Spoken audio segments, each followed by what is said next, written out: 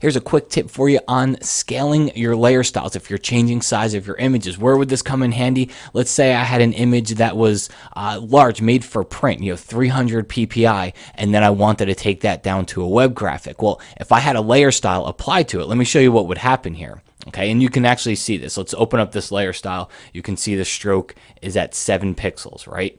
Well, if I come over here and I go to edit, come down here to free transform, and I make this image smaller, you'll see that stroke stays exactly the same. All right, if I went in here to the layer style dialog, that stroke would read 7 pixels. It's staying exactly the same, even though I'm scaling the image that it's attached to.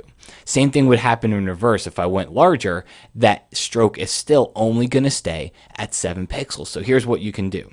Okay, first off, we go into free transform. Do your transformation. So let's say we make it smaller by 50% here. I'm just looking up in the options bar, ballparking 50%.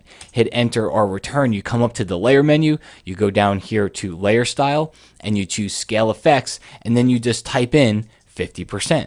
And it scales the layer style, everything, because you'll notice it's not just a stroke, it's a drop shadow too. So you have to come into all those layer styles and you have to scale them manually, and you don't want to do that.